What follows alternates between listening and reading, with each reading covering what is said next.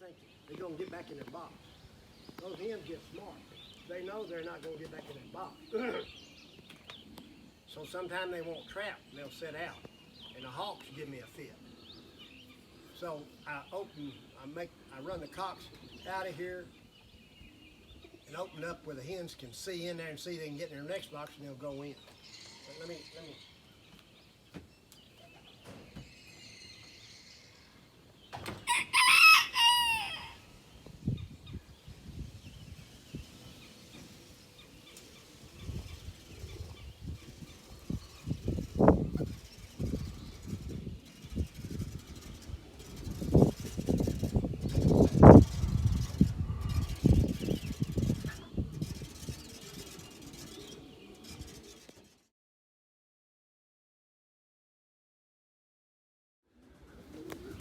And you can tell these windows need some repair.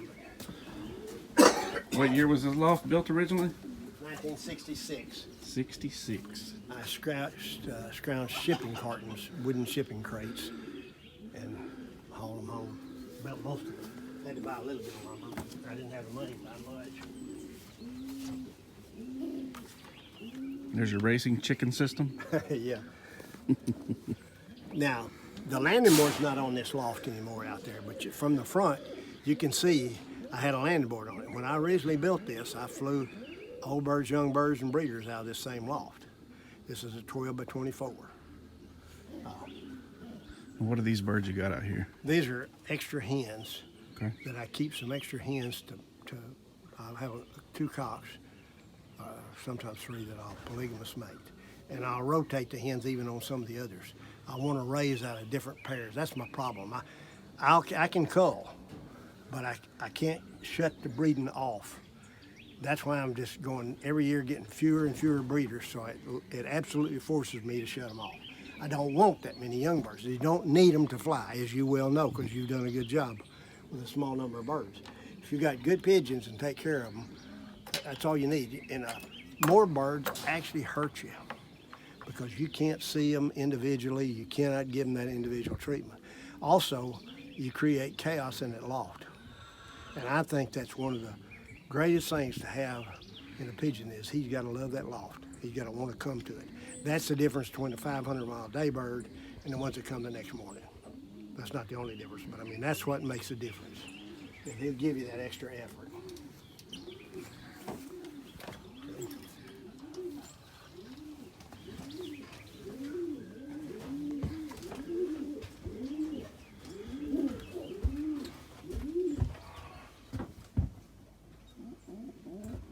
More light in here. No, it's good. Now this loft has 5 pens. There are 3 that are the same size and 2 in the middle are where I make my polygamous cocks. And what I do, my polygamous system is I make the cock to different hens. As soon as they lay, I try to steal the eggs. Sometimes I can steal them, sometimes I can't. I'd be better off if I kept more pigeons. I'd have plenty of feeders, but I don't have enough feeders all the time. But those are my polygamous pens, those 2 right there. And sometimes I'll put a different cocks in there if I want to make them several different hens. There's wire floor down there. I added those wire floors years later. That wasn't built that way. I added them after I moved down here. And if you look in that pen right there, you can see the edge of a cage. That was the trap cage. The landing board stuck out in front. You see how the window's bigger in the middle? I had a landing board out there. And the birds would come in, and I flew out of, at that time this was 1 pen, and the other side was 1 pen. I'd fly, either one I could fly out of these 2 sections, and I bred out of the section, this section, and the one on the end. I kept my breeders.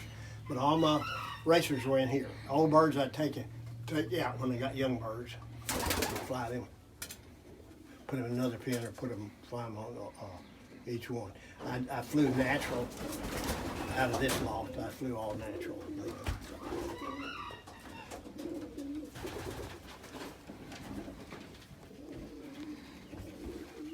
This loft is 12 by 24. So you can get it.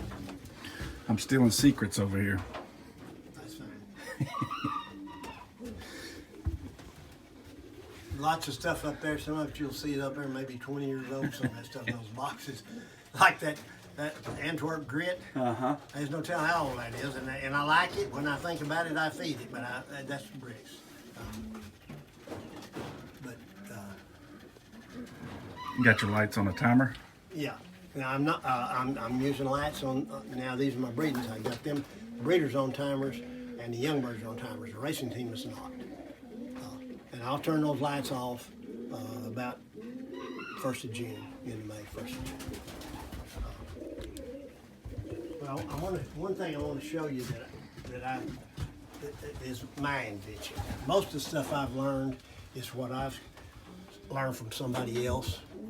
And Rick Morris, I've learned a lot of stuff from Rick that I flew pigeons right with him. Saw the same things that he did, but didn't come to the same conclusions. And anyway, he's very intuitive on that stuff. I learned a lot from him, a lot of things. But one thing I'll show you is my invention. That belt system costs a lot of money. This is a homemade system. And because this loft, the way it was laid out, I couldn't very well put a belt system in here because their pins run this way, and it had to have 4 different belt systems and motors. But I built my nest boxes. You'll notice the nest boxes are high up against the wall. No bird can get up there. All these nest boxes have wire floors.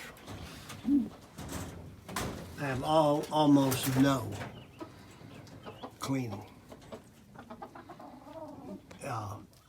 And these got little doors where you can shut them up to pair them up.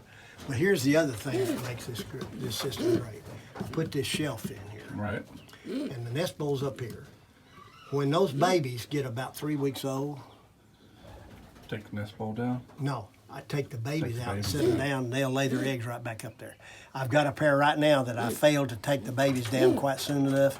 The hen's laying on the floor, and I'm probably going to lose the eggs. But you just, when they get about 3 weeks old, you just set them down here,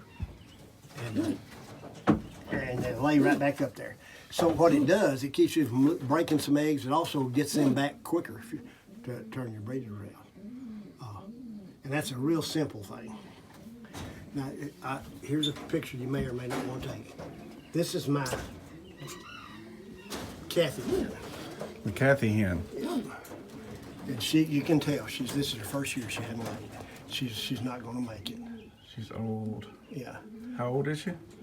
I think she's, I don't know, 10. She's 11 years old. I think she's 11. 2011. Some go longer than others. I've had one hen live 22 years, but she wasn't first. But anyway, that's the Mccathy Hen. She fostered one round this year. She didn't lay. She fostered one round. She's not going to make it, but I mean, she's got a place here to live. And my watering system, you can see my water tray. I change water every day. Occasionally I'll miss some. And I've had automatic watering systems, that's what those were. But they're always a hassle. And I thought, put them in thinking that when I'm gone, somebody will water. But if they break it, then they don't know how to fix it, and they don't even catch it, so I quit using it. Now, I'll show you mine. I've experimented with ventilation and everything you can. See the ventilation thing is there. I'm not happy with it. I sealed these off. It's not sealed off now because I had snakes get in here and I had to cut a hole in there and try to get a snake out. I don't have snakes very often here, but I have had a few get in since I put these wire floors smaller. But the ventilation system is adequate on this loft. Now it's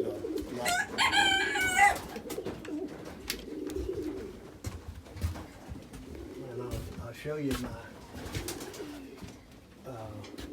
pretty much my feeding. Feed is a problem. Feed is a problem? Yeah, I'm getting used to. I bought feed from Dallas, and I drove to Dallas for 40 years buying from Southwest Feed Mill. because they had a good mix. I believe one of the most important things on feed is I like as many different varieties of grain in a mix as I can get. That's just me. I think they get the bigger variety you have, each seed's got a little bit more of this or a little bit more of that, and the better chance you got to feed it down. Right now, this is a feed that I like. That I can get. It's what I can get, and it's cheap, it's fairly cheap. But if you'll notice, it's got a lot of different grains in it. Now, I was mixing that with roasted corn and soybeans. And I can't get roasted corn and soybeans anymore from around here without driving a long way anymore. I just don't do it. So now I'm buying peas and mixing it with these peas. I'm adding those peas to it, and I'm trying to add more peas for the young birds and corn. So my ration now is in that bucket is a mixed ration. I buy just deer corn, whole corn, and I mix one corn, one of that pigeon mix, and one of those peas, and that's my basic ration. I don't know what that pellet is. It's supposed to be something they like that's good for them, but the birds don't like it. Jason, you can see one of them right here. This your grit system? Yeah, my grit, and what I feed for grit, and it's just preference. I feed oyster shell and crushed granite mixed. And I mix it, pretty much 50-50. Then I feed a cattle mineral with it. And right now I'm using a thing called Sweet Mix. Where do you get that? Different feed stores around here have it. Well, I can get you some. I can get you. Let me show you something I'm doing that